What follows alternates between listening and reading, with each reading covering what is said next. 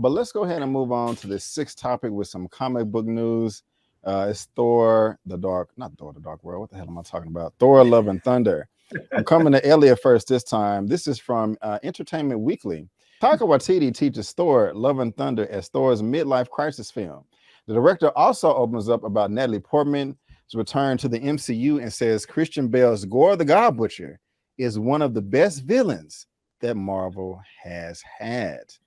That is kind of saying a lot right there. But it goes on to say, Love and Thunder is Thor's fourth solo film and might be his most ambitious adventure yet. Director Taika Waititi helped reinvigorate the Asgardian hero with 2017's delightful Thor Ragnarok, and when they first began brainstorming for a sequel, all he knew was that he wanted to push the character to even more unexpected territory. Where did it go? Where did it go? Wait a minute. Why does it? Okay. What I didn't want to do is just make Ragnarok again, because that's been done. Waititi 46 tell EW. I needed to do something more interesting for myself to keep the whole thing ignited and to make sure that I'm feeling creatively stimulated, I thought. What is the last expected thing with this franchise? They asked. The answer turned out to be love. Love and Thunder is a part of a superhero extravaganza, part rom-com, reuniting Thor with his astrophysicist ex-girlfriend Jane Foster, Natalie Portman. Since a two-parted, Jane has proven herself worthy to carry Mjolnir and taken up the mantle of the mighty Thor. She became a hero in her own right with the muscles and flowing blonde tresses to prove it. And Ragnarok felt a bit like a party, while Waititi explains. It was quite festive. This one is still fun, and it's got moments of being over the top, but thematically, it's about something a bit deeper than the last film. It's not a serious film. It's not a drama, but we do deal with ideas that I think a lot of humans deal with. Universal themes about love and loss and our place in the world. Everyone sort of asked the question in the film, what is your purpose? What is the reason that you're a hero? What is the reason that you're a hero? And what do you do when you have these powers? I'm going to stop right there real quick, Elliot, and come to you, man.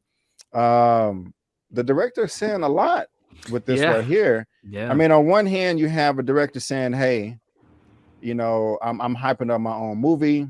Yeah. So, you know, how much weight does that have? But at the same time, you know, he knows he's going to have to back it up and people are going to call him out if he don't deliver. He's saying that this is better than Thanos. It's better than Loki. It's better than Killmonger. I don't know, man. What you think? What do you think about these? He said the best villain out there that Marvel's has. So, what do you think about these comments, well, man? Killmonger's not a villain, so I can get behind. Okay, I got you. Antagonist. But yeah, man, how you feel about this, man? You think he's blowing smoke, or you think he has some truth to this? And how you feeling about the film as well? Well, to the first, the God Butcher comment, there might be some validity in that, Brandon. Christian Bale is no actor to just laugh or dismiss, or especially after coming off The Dark Knight Rises, he said he would never, ever do another comic book movie ever again. Of course, he'd pay an actor enough money that narrative changes, but he seems to me like to be one of those actors that doesn't really work for money, especially at this point in his career. Doesn't have to do jobs that he doesn't want to do. So there has to be something in that character, in assuming that it's going to be heavily prosthetics and all that stuff. There has to be something there. So he might be onto something in regards to this villain being someone that ain't no one to play with. And this is a god killer. So, I mean, I'm very excited to see what Christian Bale brings to the role. And he might be in that top tier when we get done with the film. But to the other side of it, I'm a Taika Waititi fan. I've been following his career for quite a long time now with what they do in the shadows, all the stuff he's done prior to getting big on the map, working on The Mandalorian, obviously the Thor Ragnarok, but also Jojo Rabbit. When I heard the premise of what the film was about, you know, an imaginary kid having conversations with Hitler, and that was one of my favorite films that year, 2019. I love Jojo Rabbit.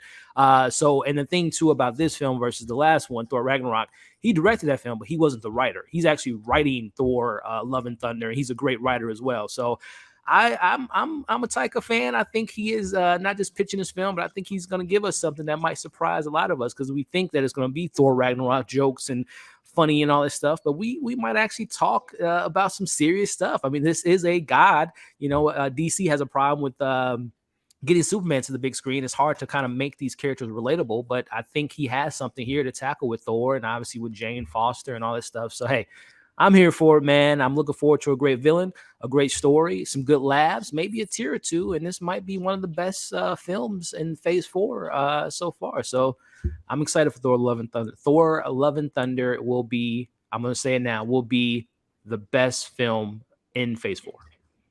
Okay, that's let me make sure best film in Phase 4. I think so, man. I think got Taika's you. got something very exciting for us. Better than got Black you. Panther 2? Ew, Possibly. Possibly. Okay. They don't have all that pressure that film has. So, yeah. Right. Okay, Tyler, I'm gonna come to you next. We got Jane. She's been Thor in here as well, looking mighty swole. I like Did it. she look like she bulked up a bit? Yeah, she Like her done- arms are looking a little. Oh, yeah, dull. she did. She did, man. She has been hitting the gym, and Yes, sir. I commend her for that. But Taika Waititi talking about your boy Christian Bale right here is Gorr the God Butcher is gonna be better than Thanos, Killmonger, Loki, everybody. How are you looking for? Are you looking forward to the film at all, Tara? The trailer Yes, just came I'm out. not a fan. I'm not a fan of Marvel. Thor Okay. is one of the few that I do enjoy and I do partake in. Elliot stole my answer. I was so when I saw Christian Bale, I was like, but when I saw who was behind the film, and I did love Free Guy. I thought Free Guy was a great film. I love the Jojo Rabbit. That was crazy. Like, he's very talented. So, and I feel like he wouldn't say something if he couldn't back it up. The cast is great. Just having Christian Bale alone, like, I just love to see him in anything since American Psycho. He has been that dude for me. I'm excited. Like, I think he can back it up. And with this God Butcher, I'm not like too familiar with him, but with everything that he can do, I feel like this is going to be interesting. It is something different. I love that he's offering something else and giving us a new villain, because everything, like I had said in the comments, all of the Marvel movies to me have been mid since Thanos snapped them fingers. It ain't been giving me nothing.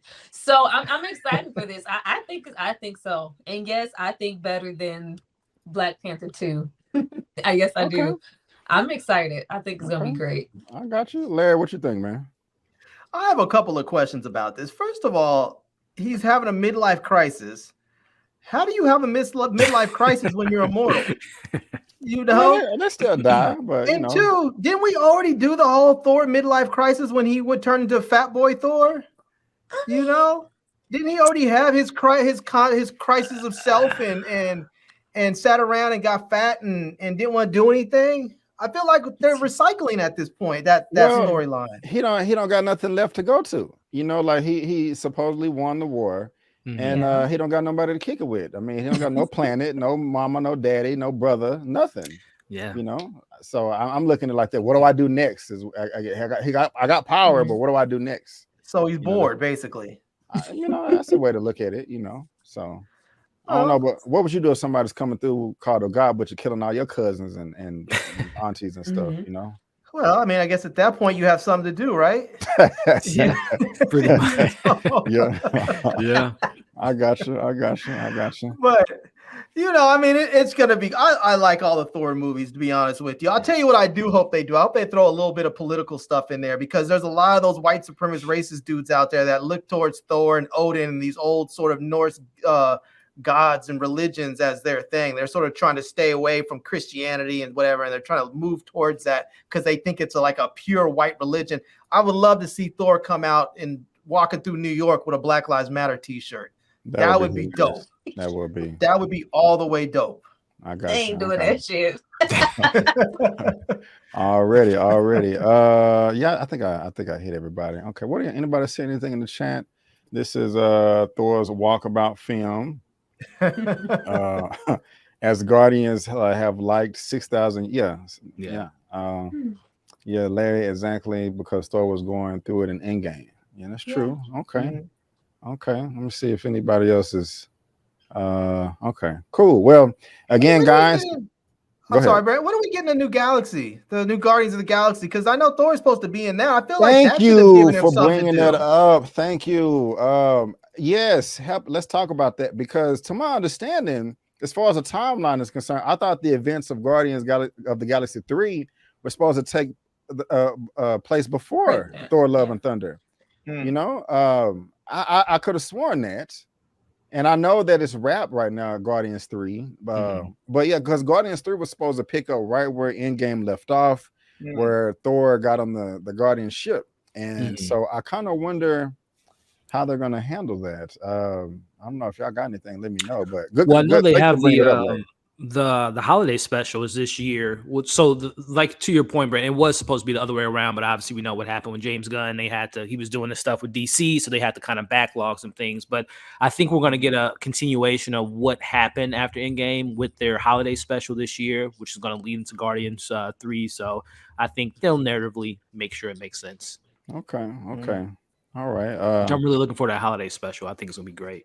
I can't same way they switched No Way Home and Multiverse of Madness. Yeah, that's what. Okay. What did you say? I'm not looking forward to that holiday special. Really? I think it's gonna be great. I think it's gonna be dope. It doesn't interest me in the slightest. But hopefully it turns out amazing, and I'm shocked. So when's the next series coming on Disney Plus? June something? Yeah, early June. That's Miss Marvel. I think so. So. When's anybody coming out? I thought that was supposed to be the next one through. What's that?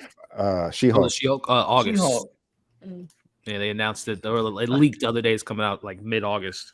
I always call her Lady Hulk because in the comics they always called her a lady lawyer. See, I like that with Disney. So May, wait, we got what did we just get done doing? Moon Knight came in April, and it bled over to May, and then May we're gonna get Obi-Wan, and then June we're gonna get Miss Marvel.